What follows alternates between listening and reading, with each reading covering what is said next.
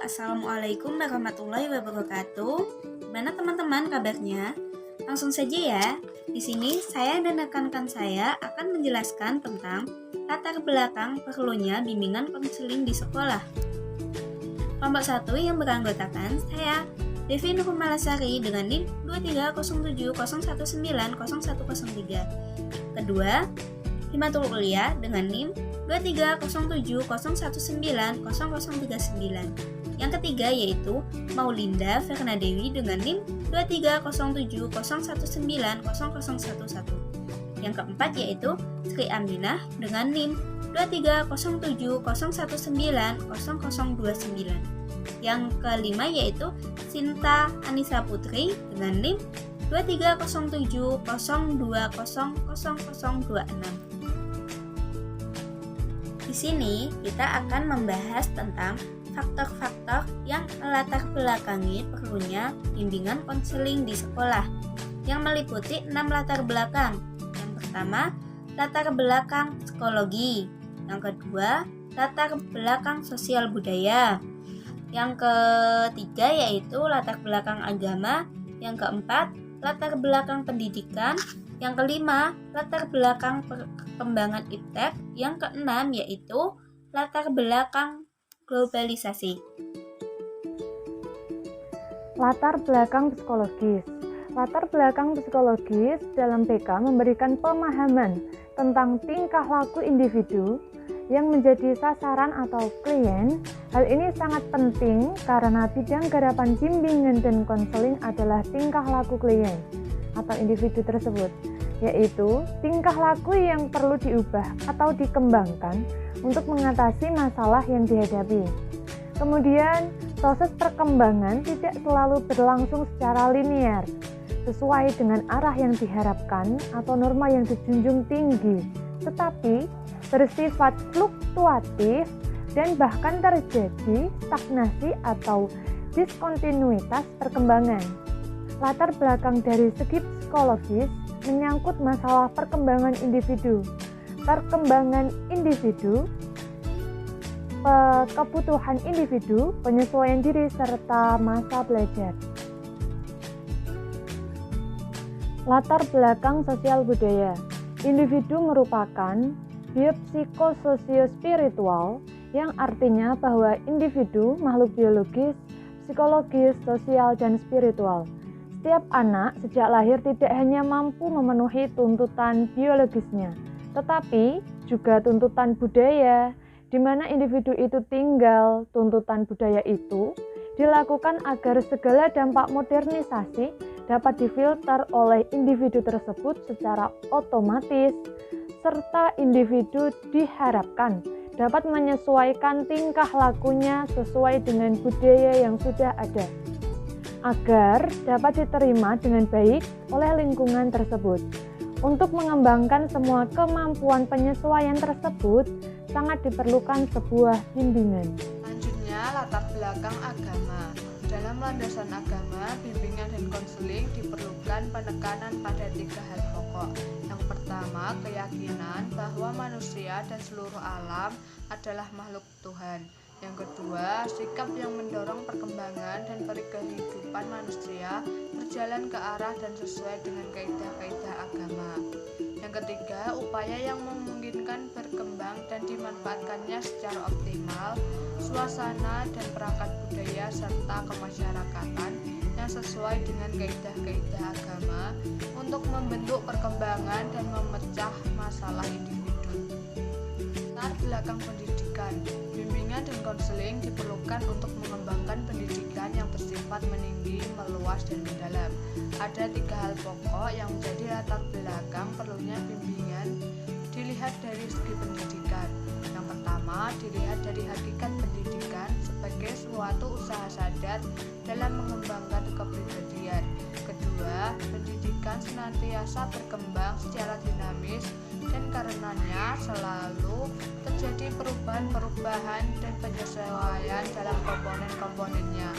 Ketiga, pada hakikatnya guru mempunyai peranan yang tidak hanya sebagai pengajar, tetapi lebih luas dari itu, yaitu sebagai pendidik. 7. Latar belakang perkembangan iptek. Di era ini, ilmu pengetahuan, informasi, dan teknologi berkembang sangat pesat. Oleh karena itu, diperlukannya bimbingan dan konseling agar individu dapat mengetahui dampak positif dan negatifnya dari perkembangan tersebut. Pelayanan bimbingan dan konseling perlu diadakan di sekolah-sekolah karena pelayanan ini dapat membantu para siswa mencapai tujuan yang diinginkan, membantu siswa untuk meningkatkan pencapaian akademik dan mengembangkan siswa untuk meningkatkan pencapaian akademik dan meningkatkan potensi yang ada pada diri mereka agar mereka dapat menghasilkan perubahan positif. Dalam kondisi seperti ini, pelayanan bimbingan dan konseling sekolah dan madrasah sangat penting untuk dilaksanakan guna membantu siswa mengatasi berbagai masalah yang dihadapinya. Secara umum, masalah-masalah yang dihadapi oleh individu, khususnya oleh siswa di sekolah dan madrasah, sehingga memerlukan bimbingan dan konseling, yaitu 1.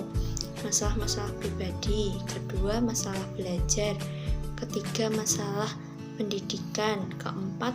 Karir atau pekerjaan, 5. Penggunaan waktu senggang, dan seterusnya. Selanjutnya yang nomor 6 yaitu latar belakang globalisasi.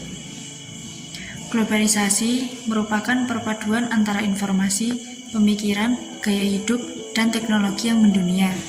Kemajuan globalisasi didukung oleh perkembangan teknologi internet, telekomunikasi, dan pertukaran pelajar.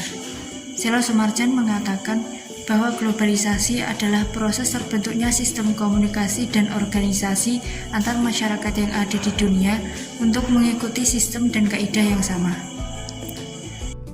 Ciri globalisasi sendiri ialah perubahan, kemajuan, dan perkembangan teknologi, pasar dan produk ekonomi negara yang saling bergantung, meningkatnya masalah bersama, dan adanya aktivitas interaksi dan pertukaran budaya. Terjadinya globalisasi karena 2 faktor, yaitu faktor internal yang berasal dari kemauan negaranya sendiri dan faktor eksternal yang terjadi karena pengaruh dari negara lain. Selanjutnya adalah contoh studi kasus. Lia adalah siswa kelas 1 SMA favorit di Salatiga yang barusan naik ke kelas 2. Dia berasal dari keluarga petani yang terbilang cukup secara sosial ekonomi di desa pedalaman yang terletak kurang lebih 17 km di luar kota Salatiga. Sebagai anak pertama, awalnya orang tua berkeberatan kalau setamat SMP, Lia melanjutkan sekolah ke SMA di Salatiga. Orang tuanya berharap agar anaknya tidak perlu susah-susah melanjutkan sekolah ke kota. Tetapi, atas bujukan wali kelas Lia saat pengambilan ijazah, dengan berat hati orang tuanya merelakan Lia melanjutkan sekolah. Pertimbangan wali kelasnya karena Lia terbilang cerdas di antara teman-teman yang lain, sehingga wajar jika bisa diterima di SMA favorit. Sejak diterima di SMA favorit, di satu pihak Lia bangga sebagai anak desa yang bisa diterima. Tetapi di pihak lain mulai minder dengan teman-temannya yang sebagian besar dari keluarga kaya dengan pola pergaulan yang begitu berbeda dengan latar belakang Lia. Dia menganggap teman-teman dari keluarga kaya tersebut sebagai orang yang egois, kurang bersahabat, pilih-pilih teman yang sama dari keluarga kaya saja, dan juga sombong. Semakin lama, perasaan jika dia ditolak dan diisolasi membuatnya dia berpikiran bahwa sekolah favorit tersebut bukan untuk dirinya. Apabila Lia keluar dari sekolah, dirinya malu dengan orang tua dan teman-temannya di desa. Dan jika terus bertahan, ia merasa susah karena tidak ada teman yang peduli. Akhirnya Lia benar-benar menjadi anak yang minder, pemalu serta ragu dan takut bergaul dengan teman-temannya. Makin lama nilainya makin jatuh, sehingga beban pikiran dan perasaan makin berat, sampai-sampai ragu apakah bisa naik kelas atau tidak. Nah, dalam kasus ini, Lia adalah satu-satunya yang mengalami permasalahan pribadi akibat perasaan minder yang dirasakannya, dan menjadi tidak memiliki teman dekat karena menganggap bahwa teman-temannya sombong dan egois. Yang harus dilakukan oleh konselor atau seorang pembimbing dalam kasus ini adalah mendampingi Lia dalam perkembangan pemikiran supaya Lia dapat berpikir positif terhadap teman-temannya. Dalam proses bimbingan, Lia akan diberi kesempatan untuk mengolah permasalahannya dan pembimbing akan membantunya untuk memecahkan permasalahan yang dihadapi Lia.